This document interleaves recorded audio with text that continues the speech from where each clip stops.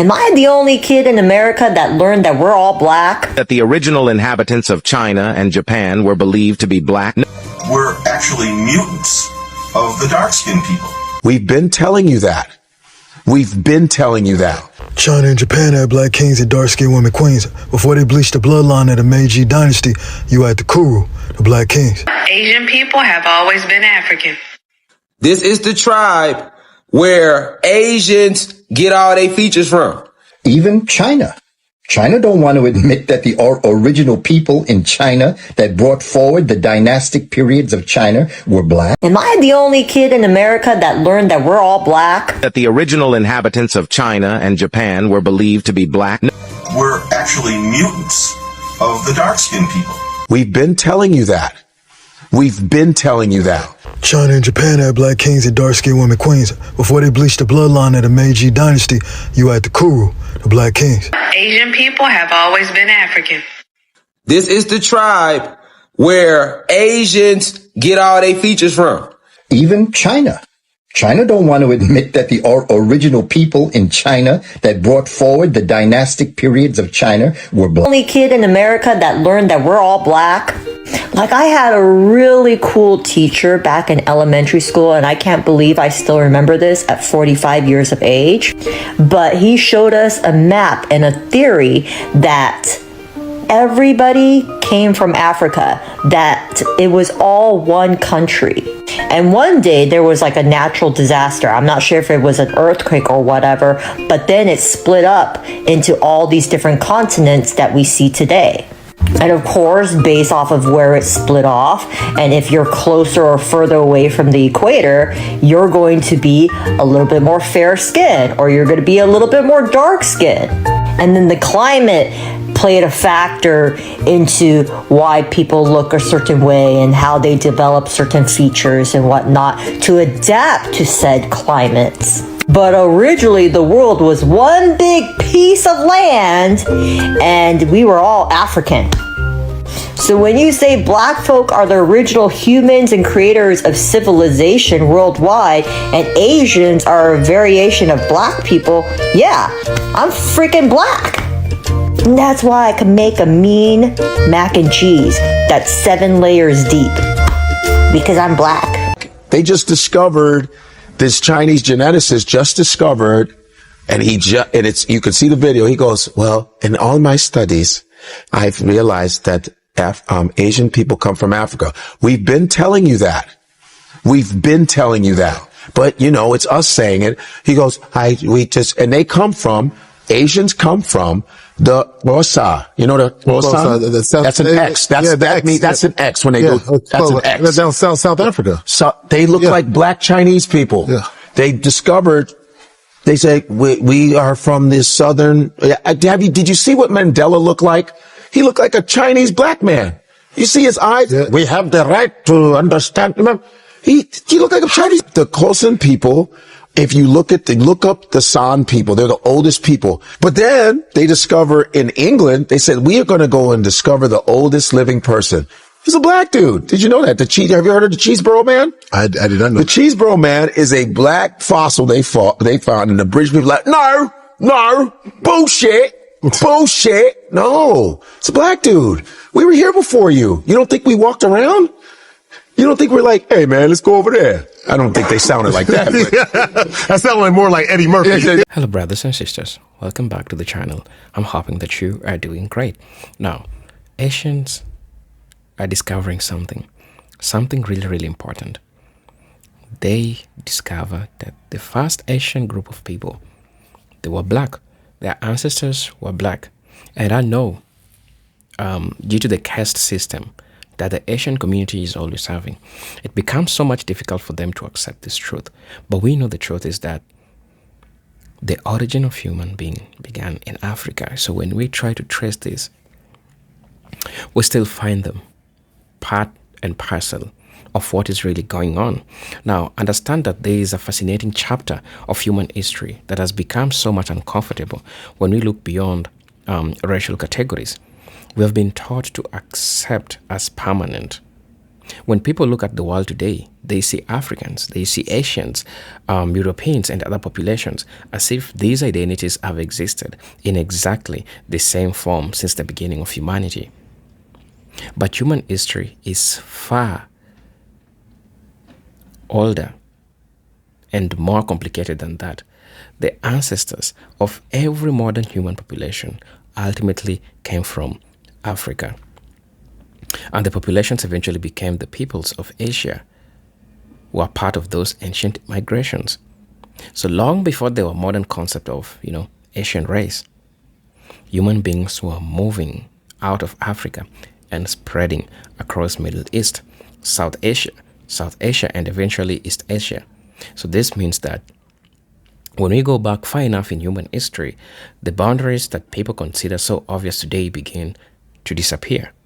The story does not begin with separate race living independently on separate continents. It begins with ancient human population in Africa, followed by enormous movements of people across this planet. But due to the caste system, the Asian people, majority of the times, they tend not to agree, with this form of knowledge, because they now see themselves as the first people that was their ancestors were black people.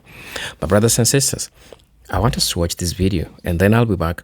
I'll be sharing my thoughts in regards to this. As you know, I'm your host and presenter Genetic Stories. Until then, let's get into it. I'll be back with my thoughts and commentaries in regards to this. Asian people have always been African. Hello, my friend. I noticed a range of strange statements you made in this video, so let's address them. All human life, human meaning color, people of color, people of melanin. By the out of Africa theory, all humans come from Africa, not just dark-skinned people, but all humans. That includes the populations of Europe. Even the Neanderthal or the Denisovan are believed to descend from populations that migrated out of Africa. People should know that all African women, or what people call today black women, have the Eve gene. The Eve gene has the capability of reproducing any human being of any color, of any race. This is what happens when you get your information from Facebook. You have a complete misunderstanding of what the Eve gene is. The Eve gene refers to mitochondrial DNA, which is passed down from mother to children. Now, if we were to trace back everybody's mitochondrial DNA, we can reach a single individual that lived over 100,000 years ago. Now, this supposed single individual that lived over 100,000 years ago is nicknamed mitochondrial Eve, hence the term Eve gene. Humans have developed different physical characteristics to adapt to different environments, as such characteristics are acquired through genetic mutations which have occurred over long periods of time. For example, the development of lighter skin is a mutation that helps adapt to low sunlight environments. Your ability to produce a child with a phenotype of a different ethnicity or race has nothing to do with what mtDNA haplogroup you're a part of. It's more so to do with who you choose to mate with. Who are the indigenous people of South Africa? It's the Khoi and the San. They're a very ethnic and genetically separate group, right? Yes. There's a lot of genetic and ethnic diversity in Africa. Yes. Bushmen, those people are very distinct. In fact, I've read that genetically they're more akin to Asians than they are to black Africans. I've heard that too. Yeah. But the Khoisan people have haplogroup A. How do you explain that? A only exists on the African continent to any significant degree. Among ancient Ethiopian people, Pygmy people, and the Khoi and the San people, which is why some geneticists connect ancient Ethiopian and Khoi and San people. What did you find? We did not see even one single individual that could be considered as the descendant of the Homo erectus in China. Rather, everybody was a descendant of our ancestors from Africa. The result couldn't have been any clearer. Make you feel as a Chinese person. After I saw the evidences that we generate in my laboratory, I think we should all be happy with that, because after all, modern humans from different part of the world are not so different from each other. See, this is why racism just doesn't make sense to me. You've got people in Africa who are literally the descendants of Chinese people. Look at their features. They got those Chinese features, the eyes, like the face, and in a lot of ways, racism doesn't make sense because we all are connected to each other in some way. Prejudice, hate, all that doesn't make sense. This is the Jumasai tribe, and these guys are connected to the Nusa. Botswana, South Africa. My grandmother came from this tribe, kind of. Whether they're European or whether they're Asian, like me, we're actually mutants of the dark-skinned people. One more important piece of the puzzle was found in 2005 when cancer researcher Keith Chang was studying the black and white stripes of zebrafish. There are a lot of zebrafish in my laboratory because I'm a geneticist and I study how mutations occur, which is how cancer occurs, and I use pigmentation to detect those mutations. By chance, the light skin-colored fish that I used for that research also taught us a lot about how Europeans, how humans became lighter skinned. What Professor Chang discovered 我走，跟你走，你们这对，我也到这看钓鱼去。行，那你带我走。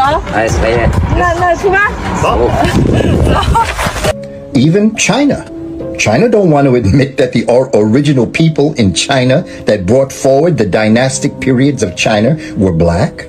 Japan doesn't want to admit that the original shogun was the priesthood that was brought from Kush. Indians don't want to admit that the Harappa and the Mohenjo-Daro civilizations were formed by Kushites. Koreans don't want to admit that Africans brought Koreans onto the islands of Japan, met another African people known as the Ainu, and created what we today call the Japanese culture. Even in America, they don't want to admit that the original people were the Twa people over 100,000 years ago coming to this part of the world. Individuals. Now, guess where all these Asians get all their traits from? A tribe called the Khoisan tribe. Guess where the Khoisan tribe is located at? Guess where, y'all? They are located in Africa. Why we don't hear about them like that? That's a real question, family. I know we laughing and having fun, but we still gotta look at that. We saw CC Kids, Man, Lil Tay, all type of motherfuckers. Meet the Khoisan tribe, y'all. This is the tribe where Asians get all their features from. And as you can see, these are black people. All is being revealed. All is being revealed. These are the Khoisan, one of the oldest lineages on the planet. Did you know that the original inhabitants of China and Japan were believed to be black? Known as the Jomon people, they arrived in China around 100,000 years ago, continuing to live there until the Qing dynasty. These ancient kings and queens were rocking their natural hair long before the 20th century. Around 35,000 BC, some of these Jomon people ventured into Japan, becoming the first humans to inhabit the Japanese islands. Later, another group, the Ainu, followed them. Today, the genetic legacy of the Jomon people remains strong, with their genes found in 40% of modern Japanese, as well as in Mongolians and Tibetans. This incredible history connects Africa to Asia in ways often forgotten. The Jomon people's influence, from their hairstyles to their genetics, still shapes the cultures of these regions today. When we look at people of Asian descent, we say that those are Chinese eyes. Those are not Chinese eyes. Because the reality of this is that I could take you into parts of Mali, in Africa today, that you will see African folk that look very Asian. There are parts of the people that live around the Sahel that if you looked at them, you would think that they were Chinese. You would think that they were Asian because of their eyes are so slanted. Look at Nelson Mandela. Look at his eyes. Why is his eyes like that? It is because he comes from a people known as the Khoisan. The Khoisan were a people who today are called derogatorily. They're not probably today called it, but they were called derogatorily Hottentot Bushmen. The Kalahari Desert, straw strong winds, Africans would slant their eyes because the winds would blow in their face. As the winds blew in their face, they would slant their eyes.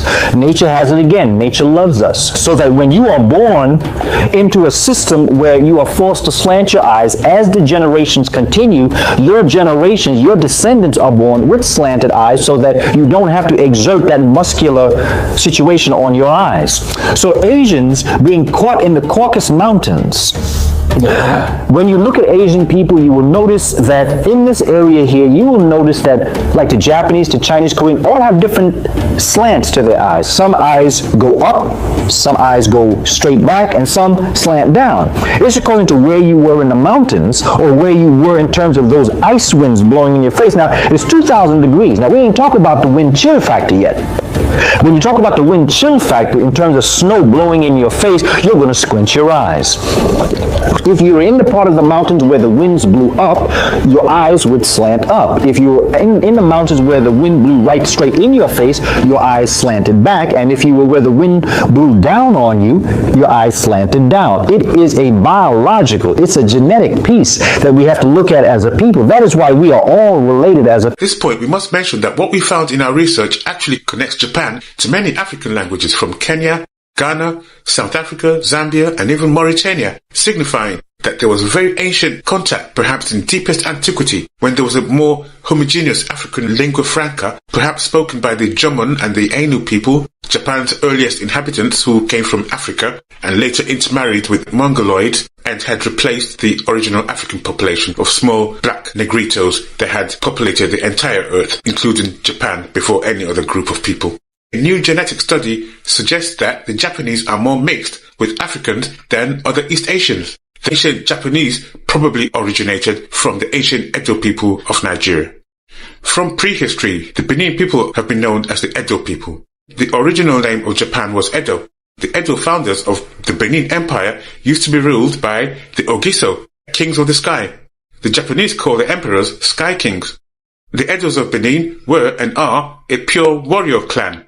The Japanese are a pure warrior clan. Have you ever seen these photos?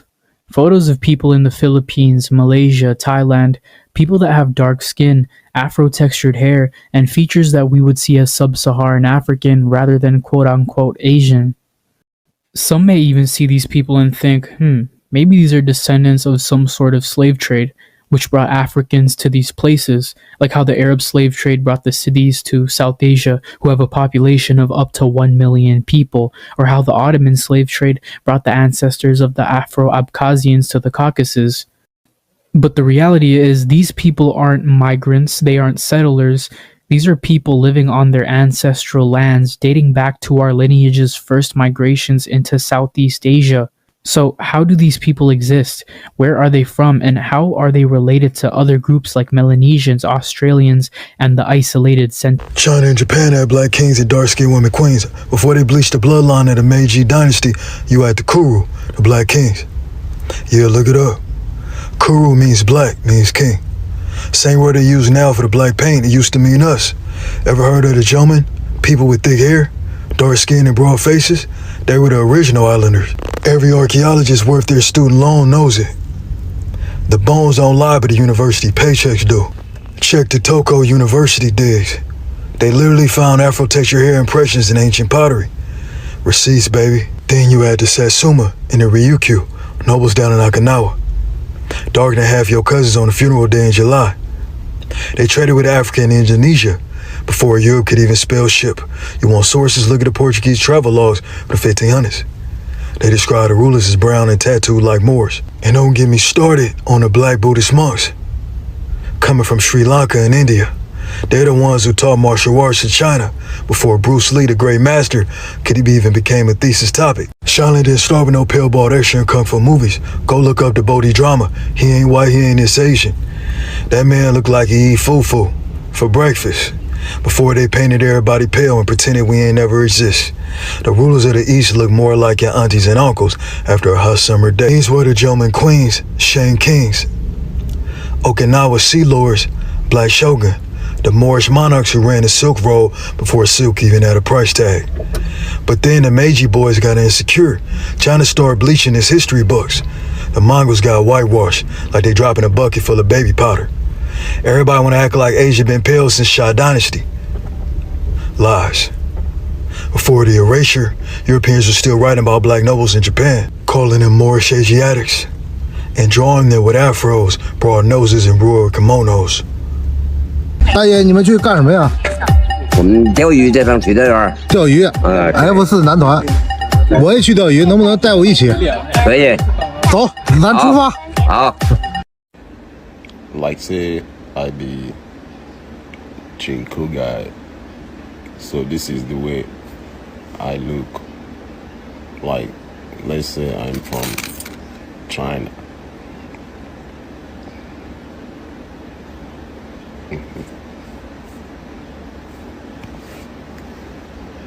Correct Chinese Igbo guy.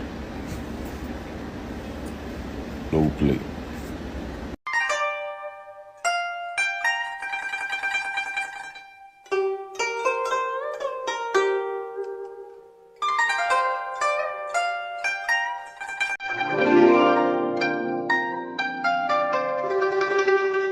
Louisiana.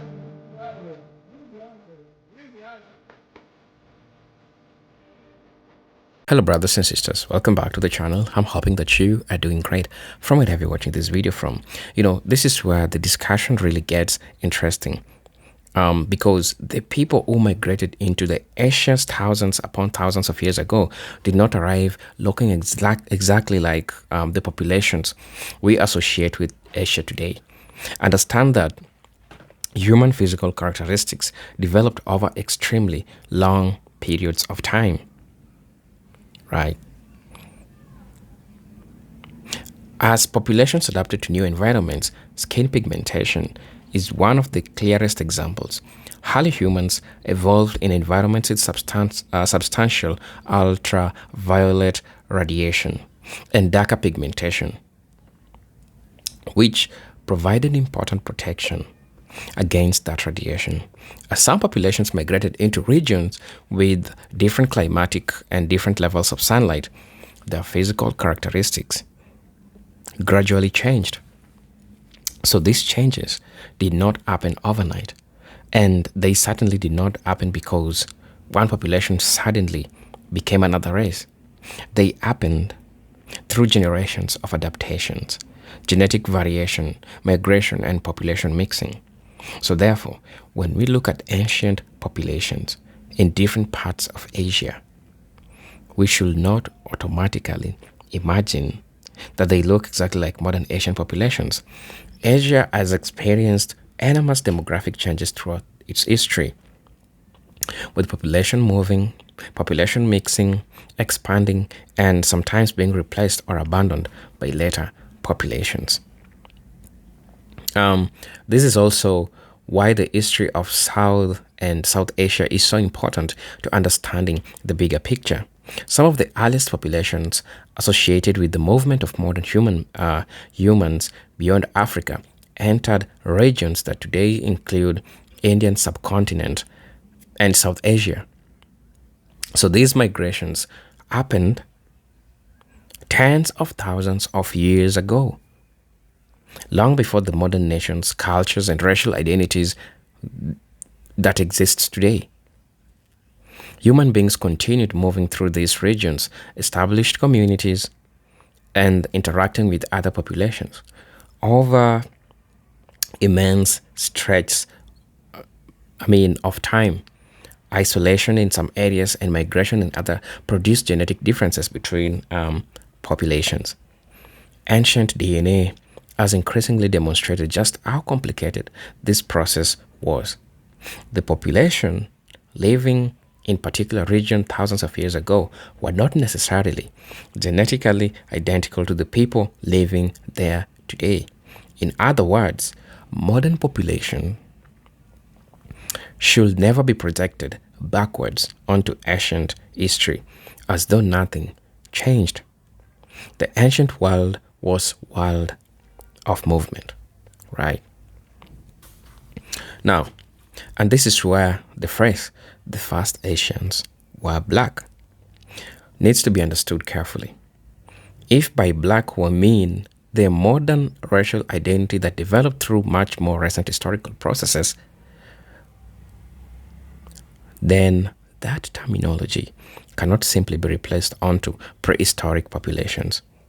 But if the argument is that the earliest ancestors of the people who eventually populated Asia came from African population and that some early migrants likely possessed darker pigmentation, then there is very important historical reality behind that argument.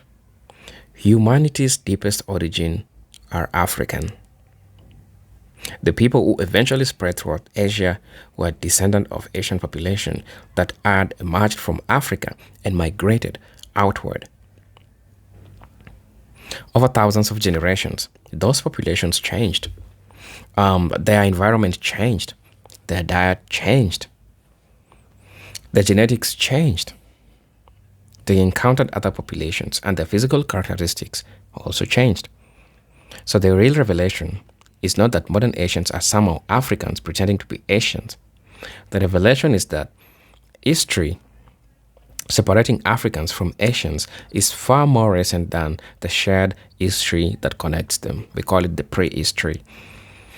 For some people, the history can be difficult to process because modern racial thinking encourages us to imagine humanity as naturally divided into permanent categories.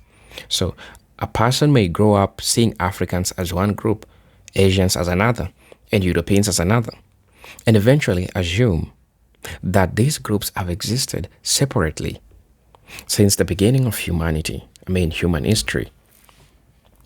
But when scientists examine fossils, archaeology, and genetics, the story becomes much more complicated. Human populations repeatedly migrated and mixed. There were no modern passports, border or racial classifications controlling where ancient people could move. People followed rivers, coastlines, animals, food sources, and changing climates.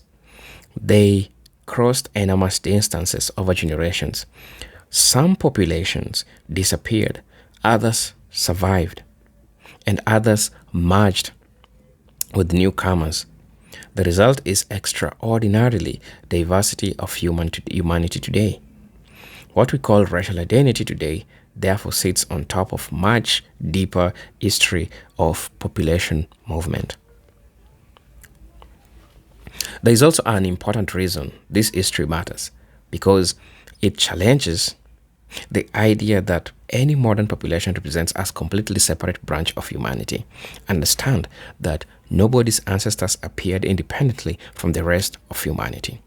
The ancestors of Europeans, Asians, indigenous Australians, and other populations ultimately belong to the same human story. The differences we see today developed after populations ultimately belong to human same story. So the differences we see today developed after populations separated for long periods and experienced different environmental and evolutionary pressures. This does not make those differences meaningless, but it does put them into perspective. So a person can have a deeply Asian culture, historical and genetic identity, while still having ancestors connected to the earliest migrations of humans out of Africa. So those two realities are not contradictory. In fact, they are precisely what makes human history become so remarkable. We become different without ever becoming completely separate. That's the reality. I'll say again, we become different without ever becoming completely separate. And perhaps that's the most powerful lesson of all. The history of Asia does not become less Asian because its deepest human ancestry leads back to Africa. Instead, it reveals how interconnected the human family actually is, because the ancestors of populations that eventually became today's Asians traveled enormous distances, survived radical different environments, established civilization, and created cultures that hold shape human history. So their descendants became the diverse Asian population we recognize today. But beneath all of those later identities is as much diverse Asian population recognized today. So it is a historically accurate and powerful conclusion that people eventually populated Asia were part of humanity's ancient African story, and the racial categories we use today became much later. When we go back far enough, the boundaries between us and them become increasingly difficult to defend, because the deeper we travel into human history, the more clear we discover that we all came from the same human beginning. So brothers and sisters, I'm your host and presenter Utox Stories, but until then, I'm hoping to see you on my next video. Kindly tell me what you think about this video. Did you like it? Did you like my perspective in regards to this? Did you not like it? What can you hide? What do you think is really going on? So brothers and sisters, until then, let me see you in my next video. Peace, love, and harmony. Salute.